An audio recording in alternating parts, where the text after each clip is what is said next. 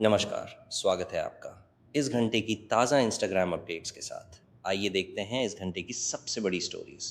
पहली रील ये रही। बस जरा सी बात थी पर शाह गुस्सा हो गए और फिर शहर भर के लोग जिंदा हो गए। और किस कदर जिंदा हुए हैं, रात के 12 बज रहे हैं लगभग, और भीड़ आप अंदर देखेंगे वो बेतहाशा है, और अंदर जाने के लिए आमादा भीड़ देखेंगे वो गजब की लंबी लाइन आपको दिखेगी। सरकार ने सोचा होगा लाठी चार्ज हो गया, बहुत ज्यादा ब्रुटैलिटी हो गई, अब डर जाएंगे, अब आंदोलन पर नहीं आएंगे। सरकार ने सोचा होगा कि सोनम वांगचुक का अनशन टूट गया, अब अनशन जो है, अब आंदोलन जो है कमजोर पड़ जाएगा। लेकिन सरकार ने जो जो सोचा, सब सोचें उसकी गलत साबित होती चली गई, और युवा आंदोलनकारी प्रदर्शनकारी अड़े हुए हैं अपनी एक डिमांड पर कि साहब धर्मेंद्र प्रधान को कैबिनेट से निकालो या धर्मेंद्र प्रधान को कहो इस्तीफा दें, इसके बिना हम नहीं हटने वाले हैं। और धर्मेंद्र प्रधान के इस्तीफे से केवल धर्मेंद्र प्रधान का इस्तीफा नहीं होगा, बल्कि अकाउंटेबिलिटी का एक चक्र शुरू होगा, ऐसा मानना इन आंदोलनकारियों का है। नरेंद्र मोदी वीडियो संदेश तो दिया, लेकिन धर्मेंद्र प्रधान का जिक्र जो था उस वीडियो संदेश से नरादर था। तो क्या नरेंद्र मोदी अब जब संदेश देंगे उसमें धर्मेंद्र प्रधान का जिक्र होगा, और क्या वो ऐसा जिक्र होगा जिससे आंदोलनकारी खुश हो पाएंगे, ये वक्त बताएगा। तो चलिए आगे बढ़ते हैं। ये रही अगली रील, सीधा ग्राउंड से। हर पेपर लीक के बाद एक चीज कभी नहीं बदलती, वो है गवर्नमेंट की स्क्रिप्ट। एक बात नोटिस की आपने, जब भी देश का कोई बड़ा एग्जाम लीक होता है, स्टूडेंट्स बदल जाते हैं, विक्टिम्स बदल जाते हैं, लेकिन गवर्नमेंट की स्क्रिप्ट कभी नहीं बदलती। कल प्राइम मिनिस्टर मोदी ने अनाउंस किया कि कैबिनेट मीटिंग होगी और नीट पेपर लीक इशू पर बड़े डिसीजन लिए जाएंगे। पूरे देश को लगा शायद इस बार सिस्टम बदलेगा या फिर कुछ बड़ा डिसीजन आएगा, लेकिन सिर्फ 24 घंटे, आई थिंक 24 घंटे भी नहीं हुआ, उनकी एक और वीडियो आई और उस वीडियो में सपोर्ट और रिस्पॉन्स के लिए थैंक यू बोला गया। कोई डिसीजन नहीं, और जो कैबिनेट मीटिंग में कोई क्या डिस्कशन हुआ उस पर कोई जवाबदेही नहीं। स्टूडेंट्स को थैंक यू क्यों? स्टूडेंट्स ने सपोर्ट नहीं मांगा था, उन्होंने जस्टिस मांगा है। और सबसे बड़ी बात, यह पहली बार नहीं हो रहा। 2024 में जब नीट पेपर लीक हुआ था तब भी देश को लगा था स्ट्रिक्ट एक्शन होगा, फास्ट ट्रैक कोर्ट बनेंगे, पेपर लीक माफिया को नहीं छोड़ा जाएगा। लेकिन कल ही जो है 2024 के जो मुख्य आरोपी थे उन पेपर माफिया और पेपर लीक के उनको छोड़ दिया गया। आज फिर वही वादे, फिर वही लैंग्वेज, फिर वही प्रोमिसेस। लेकिन एक सिंपल सा सवाल, अगर पिछले प्रोमिसेस काम नहीं कर गए होते तो आज फिर नए प्रोमिसेस की जरूरत नहीं पड़ती। और मेरी नजर में ये यहीं से असली डिबेट शुरू होती है। पेपर लीक का सॉल्यूशन फास्ट ट्रैक कोर्ट नहीं है, कोर्ट तब आता है जब नुकसान हो चुका होता है। स्टूडेंट्स, जेनजी का असली सवाल ये है कि पेपर लीक होता ही क्यों है, किस लेवल पर सिस्टम फेल हो रहा है, कौन अकाउंटेबिलिटी लेता है, और हर 2-3 साल बाद लाखों स्टूडेंट्स को दोबारा वही दर्द क्यों झेलना पड़ता है। सच ये है, जब तक एग्जामिनेशन सिस्टम को रूट लेवल से रीडिजाइन नहीं किया जाता तब तक सिक्योरिटी, टेक्नोलॉजी, अकाउंटेबिलिटी और ट्रांसपेरेंसी को प्रायोरिटी नहीं बनाया जाता तब तक चाहे कोई भी एग्जाम हो, नीट हो, चाहे जेई हो, चाहे यूपीएससी हो, चाहे सीबीएसई हो, वो जो है पेपर लीक होता रहेगा। फिर लाखों स्टूडेंट्स के सपने टूटेंगे। इंडिया के स्टूडेंट्स को स्पीचेस नहीं, प्रेस कॉन्फ्रेंस नहीं चाहिए, नए स्लोगन्स नहीं चाहिए, उन्हें एक ऐसा सिस्टम चाहिए जहां उनकी मेहनत का फैसला किसी पेपर लीक से नहीं, उनकी मेहनत से हो। वक्त आ गया है प्रोमिस का नहीं, परमानेंट रिफॉर्म्स का, और इस पूरे सिस्टम को ओवरहॉल करने का। तो इसीलिए जो जेनजी रेजिग्नेशन मांग रहे हैं धर्मेंद्र प्रधान का, और साथ में जो भी जिम्मेदार है उन लोगों का। अब देखते हैं एक और ज़रूरी अपडेट। नज़र डालिए इस अगली रील पर। मैं आज एक बहुत अनकंफर्टेबल सवाल पूछना चाहता हूँ, क्या हमारी गवर्नमेंट सच में स्टूडेंट्स की बात सुनना चाहती है? पिछले 2 दिन में प्राइम मिनिस्टर मोदी ने 2 वीडियो शेयर किया। उन वीडियोस में उन्होंने स्टूडेंट्स और यूथ को फ्रेंड्स कहकर एड्रेस किया और कहा कि पेपर लीक्स के कल्प्रिट्स के खिलाफ स्ट्रिक्ट एक्शन लिया जाएगा। लेकिन मेरा सवाल है, क्या सिर्फ वीडियोस और प्रॉमिसेस से स्टूडेंट्स का ट्रस्ट वापस आ जाएगा? क्योंकि ग्राउंड पर जो रिपोर्ट्स और वीडियो सामने आ रहे हैं वो एक अलग तस्वीर दिखाते हैं। प्रोटेस्टर्स के मुताबिक इंटरनेट डिस्ट्रप्शंस की वजह से लोग अपनी फैमिली से कांटेक्ट करने में दिक्कत फेस कर रहे हैं, और अगर इंटरनेट बंद होता है तो सिर्फ इंस्टाग्राम और ट्विटर नहीं रुकते, आवाज भी रुक जाती है। दूसरी तरफ फूड डिलीवरीज को लेकर भी डिफिकल्टीज की रिपोर्ट सामने आ गई हैं, और अगर पीसफुल प्रोटेस्टर तक बेसिक नेसेसिटीज पहुंचना भी चैलेंज बन जाए तो सवाल उठना लाजमी है। एंड थर्ड और तीसरी बात, कुछ रिपोर्ट्स और सर्कुलेटिंग वीडियोस में ये भी दावा किया गया है कि पुलिस प्रोटेस्टर्स से काफी दूर चेकिंग कर रही है और कुछ स्टूडेंट्स को जंतर मंतर तक पहुंचने में दिक्कतें हो रही है। बस डाइवर्जन्स और लोकल रिस्ट्रिक्शंस की भी रिपोर्ट्स हैं। अगर यह सब सही है तो एक जेन्युइन सवाल खड़ा होता है, क्या प्रोटेस्ट को मैनेज किया जा रहा है या इतना डिफिकल्ट बना दिया जा रहा है कि लोग खुद ही वापस चले जाएं? मैं ये नहीं कह रहा कि लॉ एंड ऑर्डर मेंटेन नहीं होना चाहिए, बिल्कुल होना चाहिए, लेकिन डेमोक्रेसी की पहचान सिर्फ ऑर्डर मेंटेन करने में नहीं होती, लोगों की बात सुनना भी होता है। स्टूडेंट्स देश के दुश्मन नहीं है, वो इसी देश का फ्यूचर है, और जब लाखों स्टूडेंट्स सिस्टम पर सवाल उठा रहे हो तो उन्हें सिर्फ स्पीचेस नहीं, सॉल्यूशन मिलना चाहिए। Dharmendra Pradhan education minister resign करेंगे या नहीं, ये वो गवर्नमेंट के ऊपर डिपेंड करता है। लेकिन जब तक स्टूडेंट्स का ट्रस्ट वापस नहीं जीता जाता तब तक सिर्फ अनाउंसमेंट्स और या फिर इंस्टाग्राम वीडियोस से कुछ नहीं होगा। और मेरा पर्सनल कंसर्न ये है कि अगर टाइमली डायलॉग नहीं हुआ तो सिचुएशन और ज्यादा टेंस हो सकती है। मैं एक्सपेक्ट करता हूँ कि हर तरफ से जो है सॉल्यूशन निकले एंड जल्दी से जो है प्रोटेस्ट खत्म हो और स्टूडेंट्स जो है अपने वापस जा सकें और पढ़ाई पे ध्यान दे सकें। बात को आगे बढ़ाते हैं, ये रही एक और बड़ी खबर। भाई मेरा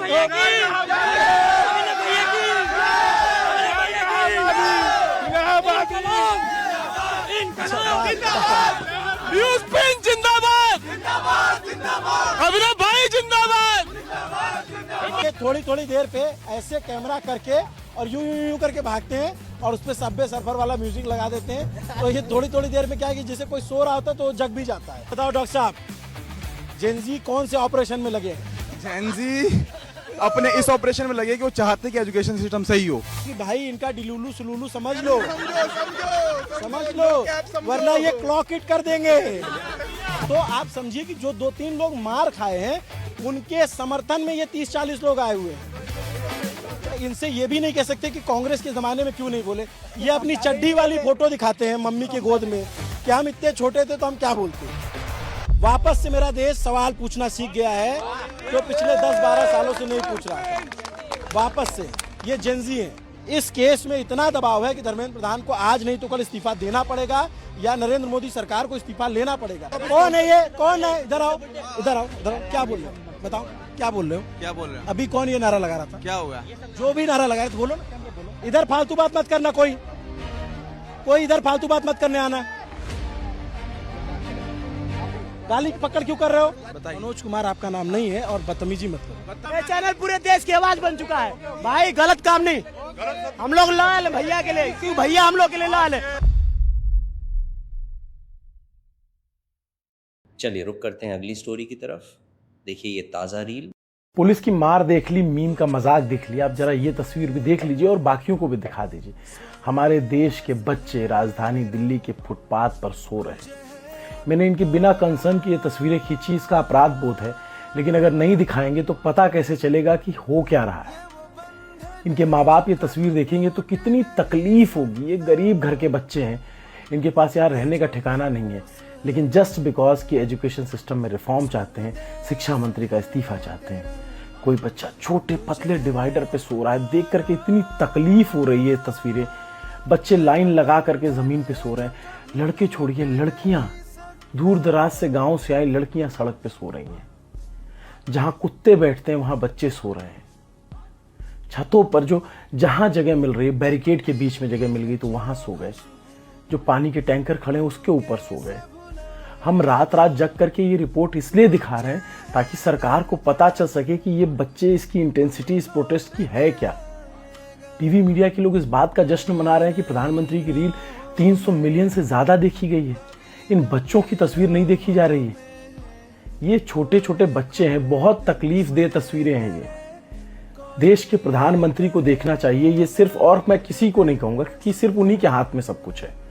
प्रधानमंत्री देखेंगे तभी ये चीज सॉल्व होगी। प्लीज इन बच्चों के खातिर सोच लीजिए जरा।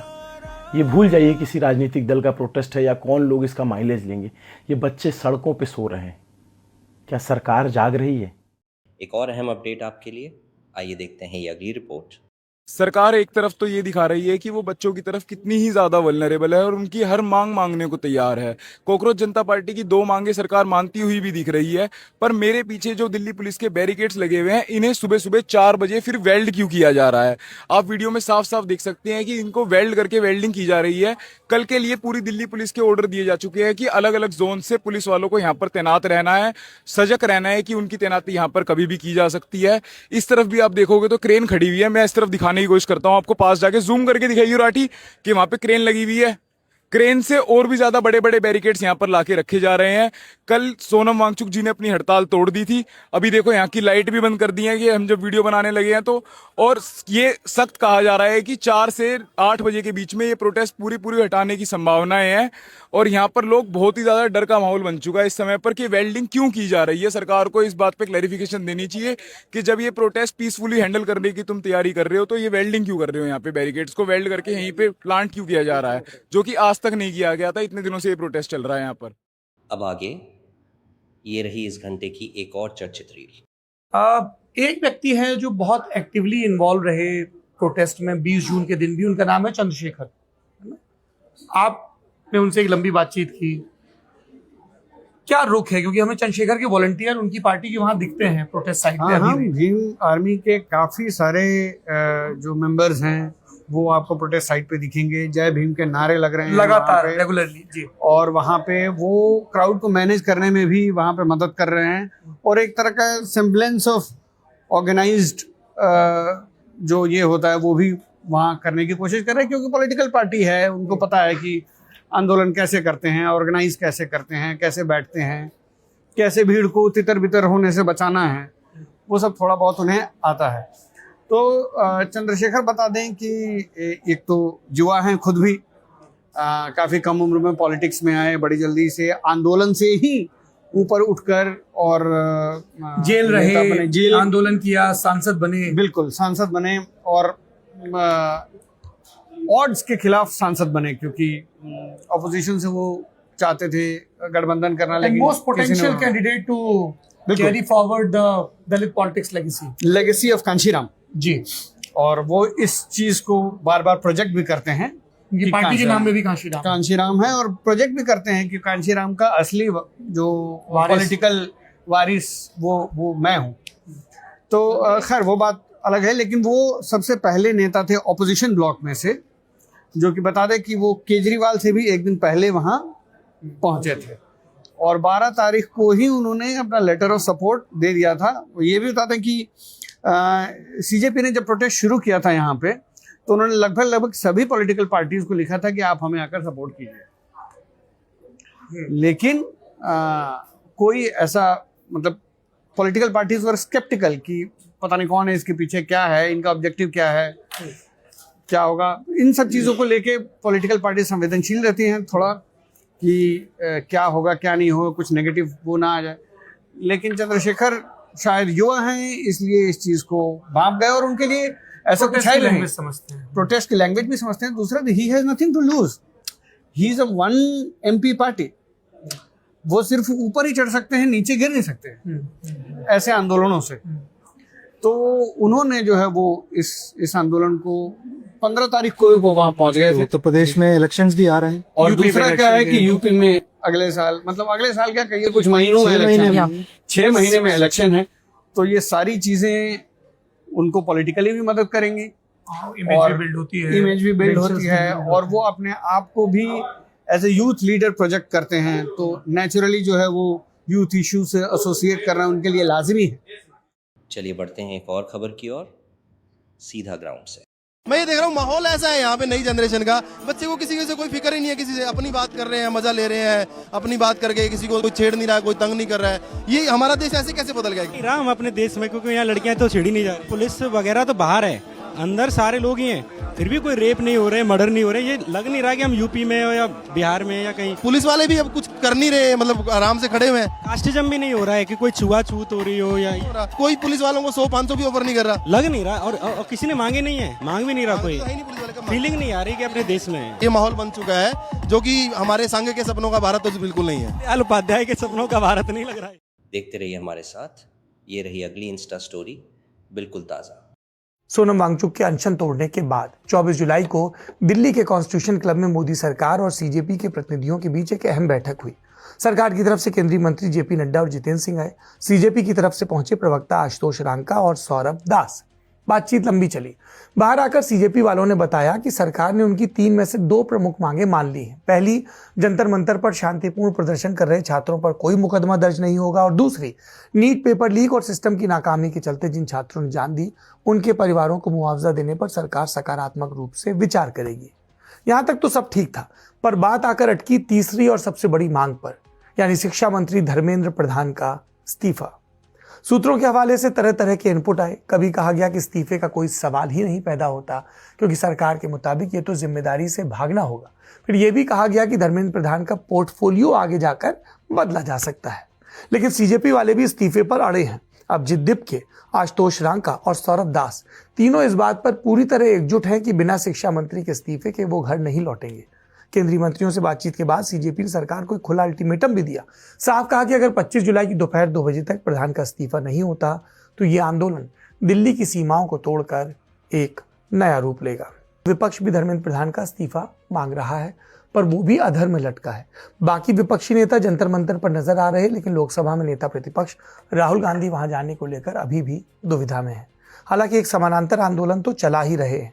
पहले उन्होंने पेपर लीक के मुद्दे पर अलग अलग इवेंट किए, फिर प्रधानमंत्री के घर के बाहर प्रदर्शन किया, फिर गांधी स्मृति पहुंचे और आज यानी 24 जुलाई को पैलेट गन के एक विक्टिम को मीडिया के सामने लाए। तो कुल जमा बात यह है कि 24 जुलाई की रात भी जंतर मंतर पर वैसी ही भारी रहने वाली है जैसी पिछले कई दिनों से रही। सरकार ने अपनी तरफ से फास्ट ट्रैक कोर्ट, 10 करोड़ के जुर्माने का दांव चल दिया है। वांगचुक ने अपना अनशन खत्म कर दिया है। सीजेपी का अल्टीमेटम जस का तस है। अब देखना है कि अगली बैठक में क्या कोई बीच का रास्ता निकलेगा। तो चलिए आगे बढ़ते हैं। ये रही अगली रील सीधा ग्राउंड से। मोदी जी को यूं ही थोड़ी ग्लोबल लीडर बोला जाता है। तुम सोच के देखो ना, उन्होंने एक दिन में पूरे माहौल को ठंडा करके रख दिया। नीट के पेपर लीक ने लाखों स्टूडेंट्स और पेरेंट्स को परेशान किया। जेन्युइन कंसर्न था, लेकिन कुछ लोगों ने इसे पॉलिटिकल एंगल देने की खूब कोशिश की। लद्दाख एक्टिविस्ट सोनम वांगचुक जी ने 26 दिन तक फास्ट रखा, लेकिन फिर प्राइम मिनिस्टर नरेंद्र मोदी जी ने डायरेक्टली इंटरवीन किया। प्राइम मिनिस्टर नरेंद्र मोदी जी ने यूथ के फ्यूचर को टॉप प्रायोरिटी बताया और उन्होंने ये भी बोला कि किसी को भी स्टूडेंट्स के फ्यूचर को हार्म करने नहीं दिया जाएगा। फिर गवर्नमेंट ने एक्शन भी लिया। Higher education secretary Vineet Joshi को हटाया गया और नरेश पाल जी को नया चार्ज दिया गया। सेंटर ने सोनम वांगचुक से बात की। यूनियन मिनिस्टर जेपी नड्डा और जितेंद्र सिंह से मिडनाइट मीटिंग हुई और रिटर्न अश्योरेंसेस भी दिए गए। 4 मेन बात कही गई है। पार्लियामेंट में एग्जाम रिफॉर्म पे डिस्कशन होगा। पीसफुल प्रोटेस्टर्स पे कोई केस नहीं होगा। सुसाइड के केसेस में फैमिली को कंपेंसेशन मिलेगा। टेस्टिंग सिस्टम में स्ट्रक्चरल चेंजेस किए जाएंगे। अब इन सब बातों से ये समझ में आता है कि जेन्युइन स्टूडेंट्स की डिमांड्स को एड्रेस किया जा रहा है। देखो भाई, एग्जाम सिस्टम को ट्रांसपेरेंट और लीक प्रूफ बनाना हर स्टेक होल्डर का जिम्मा है। इन सब बातों का ये कंक्लूजन है मेरे भाई कि democracy works when we separate genuine grievances from disruptions. देखो, पॉलिटिक्स बिल्कुल मायने नहीं रखता है, स्टूडेंट का फ्यूचर मायने रखता है। जय हिंद, जय भारत। अब देखते हैं एक और जरूरी अपडेट। नजर डालिए इस अगली रील पर। उपवास खत्म कर दिया है और सरकार भी अब कठोर कानून लाने की बात कह रही है। प्रधानमंत्री ने खुद ये इनिशिएटिव लिया है। आप क्या रिएक्शन है और क्या विपक्ष की रणनीति रहेगी? जो ये छात्रों का आंदोलन है, बहुत ही ऑर्गेनिक आंदोलन था। हर जगह से बच्चे आए थे दिल्ली में अपनी बात को रखने के लिए, और जहां उन पे लाठियां बजाई गई, जहां पे जो हिंसा हुई है, कहीं ना कहीं इसके लिए पूरी तरह से केंद्र सरकार की पुलिस और होम मिनिस्ट्री जिम्मेदार है। और धर्मेंद्र प्रधान का तो इस्तीफा चाहिए। इसी के साथ हम होम मिनिस्टर का भी इस्तीफा चाहिए, क्योंकि कहीं ना कहीं पुलिस होम मिनिस्टर के अंडर में आती है और सभी भाजपा के सांसद है, तो इन सबके हाथ कहीं ना कहीं उन छात्रों के खून से आज हमें रंगे हुए दिखाई दे रहे हैं। सरकार एक कठोर कानून लाने की बात कह रही है, क्या उसमें विपक्ष चर्चा में भाग लेगा? 2024 में भी आपका ये पेपर लीक हुआ था नीट का, तो सरकार का मतलब उस टाइम कानून क्यों नहीं लेकर आई? आखिरकार सवाल इस बात का है।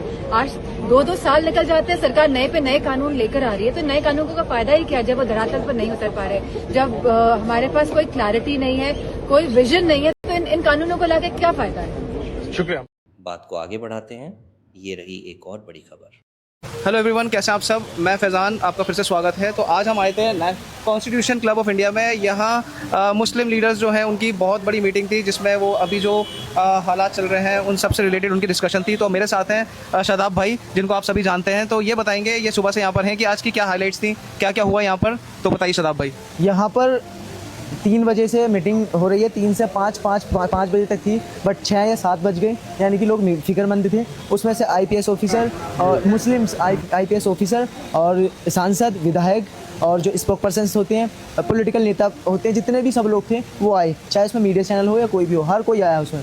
तो क्यों आए? क्योंकि मॉब लिंचिंग बढ़ रही है और मुसलमानों के ऊपर जुल्म बढ़ रहा है, सारे ऐसे काम हो रहे हैं जिसकी वजह से नुकसान हो रहा है मुस्लिम कम्युनिटी का। तो उसी के डिस्कशन पे एक कल कंसल्टेशन की कि ताकि ये चीज़ें सुधर सकें। आखिरकार कैसे सुधर सकती हैं, आखिरकार हम अपनी कौम को कैसे बचा सकते हैं, तो उसी के बारे में ये चीज़ें बताई गई हैं, समझाई गई हैं, और आज जो सांसद आए हैं उसी के बारे में डिस्कशन किया है। चलिए ठीक है, बहुत बहुत शादाब भाई, बहुत बहुत शुक्रिया। तो ये सब आज मीटिंग में डिस्कशन हुई, ये पहली मीटिंग थी। अब देखते हैं इसका क्या डिसीजन आएगा। तो बन रही है ऐसी वीडियो में, अगली वीडियो के लिए क्या बोलूँ, सॉरी। चलिए रुक करते हैं अगली स्टोरी की तरफ। देखिए ये ताज़ा रील। तो ये देख सकते हैं आप, बैरिकेटिंग इधर भी है, उधर भी है, आप दूसरी साइड भी दिखा दें, उधर भी बैरिकेटिंग हो रही है। और लगातार देखो कितनी सारी बसेस, गाड़ियाँ खड़ी हुई हैं। ऐसा मान के पूरी दिल्ली की गाड़ियाँ कनॉट प्लेस पर आ गई हैं, जंतर मंतर पर आ चुकी हैं, ठीक है। और मतलब ये किसके लिए हैं? स्टूडेंट्स के लिए हैं। डिटेन किया जाएगा, लेकर जाया जाएगा और बंद कर दिया जाएगा। वहाँ पर जनता बहुत ज़्यादा गुस्सा दिखा रही है, यहाँ पर थोड़ा शांति का माहौल है, मैं अलग आया था। इधर जंतर मंतर है, रास्ता और उधर भी जंतर मंतर का रास्ता है, तीसरा भी जंतर मंतर का रास्ता, कई जंतर मंतर के रास्ते हैं। कितने लगभग 6 जंतर मंतर के रास्ते हैं यहाँ, समथिंग 6। तो यही है। एक और अहम अपडेट आपके लिए, आइए देखते हैं ये अगली रिपोर्ट। 25 जुलाई का दिन है, लगभग 3 बज चुके हैं, सुबह का वक्त है। जैसा आप मेरे पीछे देख पा रहे होंगे, सीपी सर्कल का पूरा एरिया पुलिस बटालियन की बहुत ज़्यादा तैनाती बढ़ा दी गई है। जैसा आप देख पा रहे होंगे मेरे पीछे, पुलिस के बहुत सारे वाहन, बहुत सारी आर्मी फोर्सेज, पुलिस की फोर्सेज, दिल्ली पुलिस के जवान, सीआईएसएफ के जवान की तैनाती बढ़ा दी गई है। अब सोचना और जानना ये है कि ये जो तैनाती बढ़ाई गई है सीपी सर्कल के आसपास, यानी कि जितने भी रास्ते राजीव चौक से जंतर मंतर के लिए जाते हैं, तो सुबह कुछ बड़ा होने वाला है, या जैसे मोदी जी ने कहा था कि हमें कल तक का टाइम दीजिए, हम बताएंगे क्या करना है, तो कुछ बड़ा फैसला होने वाला है या फिर पुलिस और सरकार कोई बड़ी कार्रवाई करने वाली। अब आगे ये रही इस घंटे की एक और चर्चित रील। मेलबर्न में मेलबर्न स्क्वायर में सैकड़ों की तादाद में वहां हिंदुस्तानी इकट्ठा हुए। उन्होंने धर्मेंद्र प्रधान की इस्तीफे की मांग की।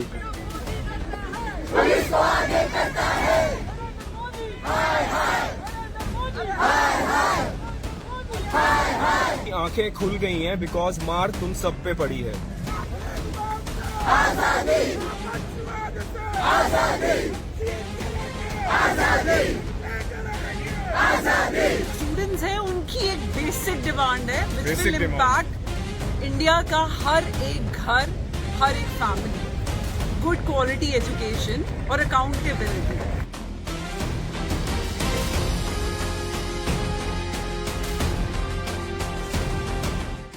चलिए बढ़ते हैं एक और खबर की ओर, सीधा ग्राउंड से।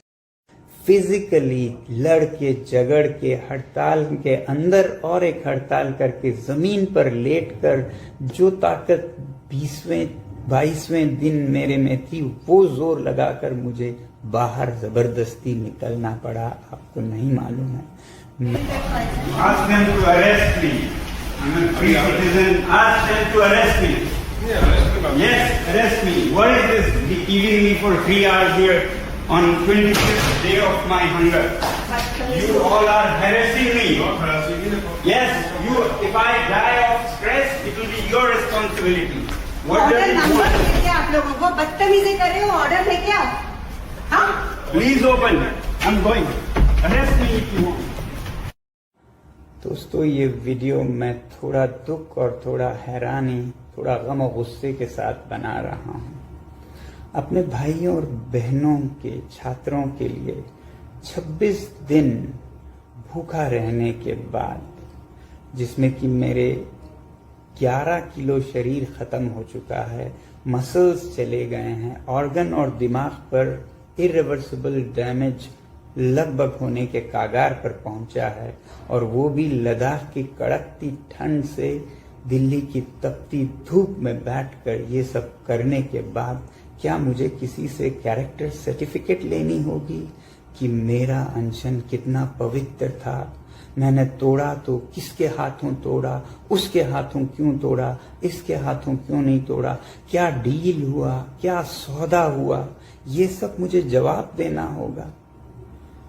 मैं कल से अब तरल लिक्विड फूड ले रहा हूँ, पी रहा हूँ, तो थोड़ी सी शरीर में जान आई है।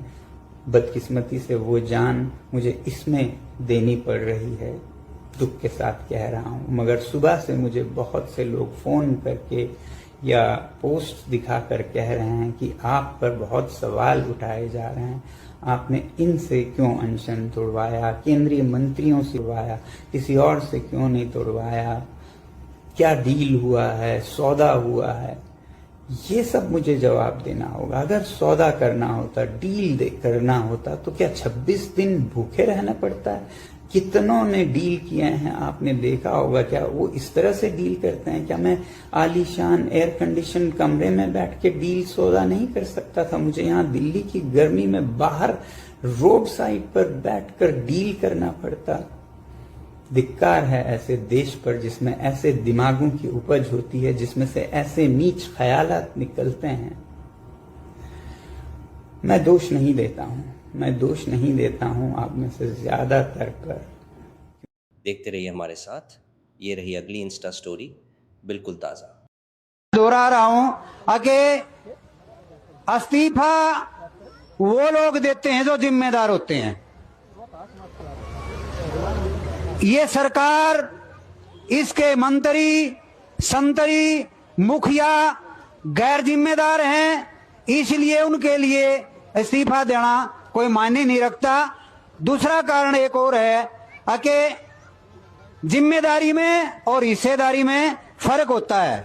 ये लोग जिम्मेदार नहीं हैं, बल्कि ये लोग हिस्सेदार हैं, ये भागीदार हैं तमाम घोटालों में, गड़बड़ियों में, भ्रष्टाचार में, लीकेज में, नीट के पेपरों के लीक होने में और पेपर बेचने में इनके गैंग हैं, बाकायदा तयशुदा इनका कमीशन है, ये शामिल हैं, ये भागीदारी है इनकी, इसलिए ये इस्तीफे की बात नहीं सोचते। ऐसा तो चलिए आगे बढ़ते हैं। ये रही अगली रील सीधा ग्राउंड से। अस्पतालों में भर्ती घायलों की मेडिकल रिपोर्ट भी दावा कर रही है कि पैलेट गन का इस्तेमाल तो हुआ है। द हिंदू में 23 जुलाई को विजेता सिंह और अशना भूटानी की रिपोर्ट छपी। रिपोर्ट कहती है कि संसद मार्च के दौरान पुलिस की कार्रवाई में घायल हुए 80 प्रदर्शनकारियों में से कम एक व्यक्ति को पैलेट गन से चोटें आई हैं। घायलों के शरीर से डॉक्टरों ने ऐसे मेटल के टुकड़े निकाले जिन्हें पैलेट बताया जा रहा है। लेडी हार्डिंग मेडिकल कॉलेज में भर्ती इरशाद शेख भी पैलेट गन से घायल हैं। हमारे साथी सिद्धांत मोहन ने उनसे बात की। इरशाद कहते हैं, मुझे पहले नहीं पता था कि पैलेट गन नाम की कोई चीज़ होती भी है। जब मैं अस्पताल आया तो डॉक्टर्स ने बताया कि काफ़ी सारे पैलेट्स आपकी बॉडी के अंदर धंसे हुए हैं। उनकी संख्या 40 से भी ज़्यादा है। 3 जगह ज़्यादा चोटें आई थी। एक पैलेट गर्दन में मौजूद नस के पास जाकर धंस गया, एक मेरी आँख के मसल के पास और एक मेरे गाल में। अब बताइए, अगर इरशाद की आंखों की रोशनी पर असर पड़ता है तो इसकी जिम्मेदारी कौन लेगा?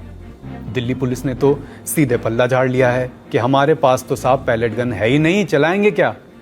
अब सीआरपीएफ कह रही है कि हम रिपोर्ट्स की जांच कर रहे हैं, लेकिन इरशाद ने हमें जो बताया है उसके बाद सीआरपीएफ के लिए जांच करने को ज़्यादा कुछ बचा है क्या? इरशाद कहते हैं कि मैंने देखा कि नीले कपड़े पहने एक जवान सामने आए, उनके पास एक गन थी, नहीं पता कि वो क्या गन थी। उन्होंने गन के साथ पोजीशन ली, मुझे लगा कि सिर्फ डरा रहे हैं, लेकिन उन्होंने अचानक से फायर कर दिया।